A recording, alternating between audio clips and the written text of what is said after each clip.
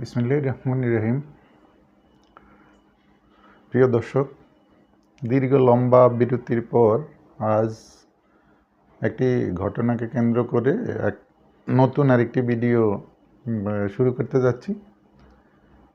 গতকাল আপনারা দেখেছেন যে ফুটবলের দক্ষিণ এশিয়ার সবচেয়ে বড় তারকা যে নাকি হামজা দেওয়ান চৌধুরী, সে সিলেটের সন্তান, লেস্টারশায়ারে ইংল্যান্ডের বড় বড় ক্লাবে যে খেলে থাকে এবং বর্তমান দক্ষিণ এশিয়ার মধ্যে সবচেয়ে বড় তারকা। এক কথা সবাই তাকে চেনে, জানে এবং তার সেরকম যশ খ্যাতি ইতিমধ্যেই সে অর্জন করতে সক্ষম হয়েছে। তো এইসব তারকারা যারা বাংলাদেশে আসে, এরা আসলে আসে শুধু পয়সার জন্য নয়, কারণ ইংল্যান্ডের মতো ক্লাবে যারা খেলে ওখানে কোটি কোটি টাকা ওরা আয় করার সুযোগ আছে, কিন্তু বাংলাদেশ তাদেরকে সেই পরিমাণ অর্থবিত্ত দিয়ে সেই পরিমাণ সুযোগ সুবিধা কখনো দিতে পারবে না।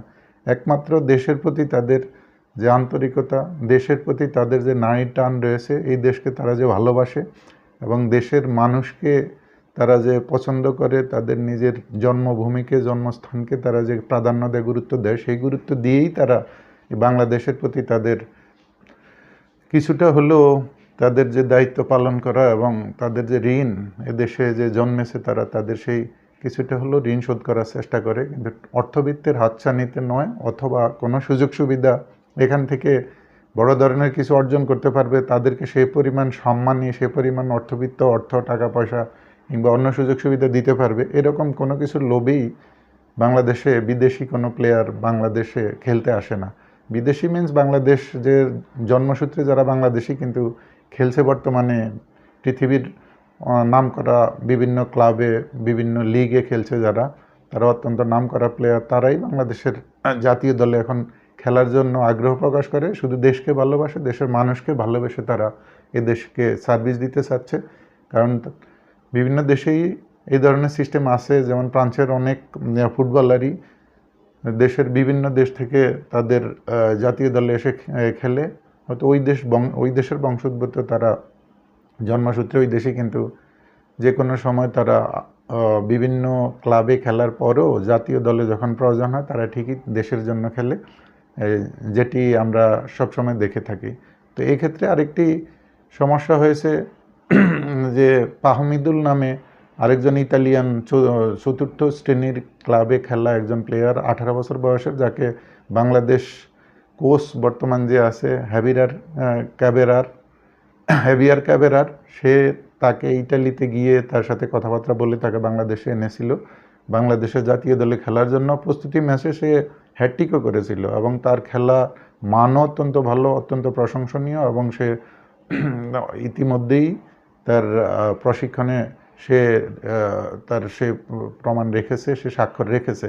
কিন্তু দুর্ভাগ্যের বিষয় যে আজকে যখন সৌদি আরবের তায়েফ থেকে যখন প্লেয়াররা প্র্যাকটিস করে বাংলাদেশে ফিরে এসেছে, দুর্ভাগ্যক্রমে সেই ফাহমিদকে দেখা যায়নি, কারণ তাকে সেখান থেকেই বিদায় করে দেওয়া হয়েছে, সে ইটালিতে চলে গিয়েছে। কিন্তু একজন প্লেয়ারের জন্য কত বড় অবমাননাকর এই ব্যাপারটা, তাকে বাংলাদেশে ডেকে এনে না খেলিয়ে দলের সাথে না রেখে তাকে আবার প্রশিক্ষণ থেকেই বিদায় করে দেওয়া। এটা কেন করা হয়েছে, কী জন্য হয়েছে? এটা দেশের ফুটবলের জন্য, এবং এই দেশে যারা নোংরামি নষ্টামির সাথে জড়িত থাকে, সকল স্তরে যারা নিজেদের স্বার্থ হাসিল করার জন্য, দেশের ক্ষতি করার জন্য, দেশের ভাবমূর্তি নষ্ট করার জন্য যারা বসে থাকে, তারাই এই ধরনের কর্মকাণ্ডে জড়িত থাকে, এবং এই কোচকে দিয়ে তারা বিভিন্ন কার্যক্রম, বিভিন্ন পরিকল্পনা, তাদের নষ্ট নোংরা পরিকল্পনা তারা বাস্তবায়ন করে। তো বাংলাদেশের মানুষ যে পরিবর্তনের জন্য, যে বৈষম্য দূর করার জন্য এত মানুষ জীবন দিয়েছে, সেই বৈষম্য যদি এখনও থেকে যায় সেটি কেউই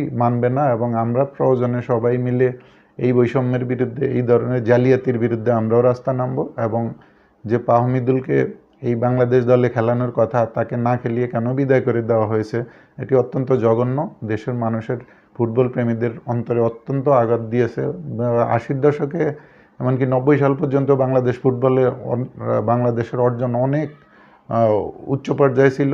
তৎকালীন সময়ে দক্ষিণ কোরিয়ার মতো দলকে বাংলাদেশ হারিয়েছিল ঢাকাতে, এবং সেই দক্ষিণ কোরিয়া বিগত কয়েক বছর যাবৎ তারা বিশ্বকাপ খেলে, অথচ বাংলাদেশ অত্যন্ত পিছিয়ে আছে।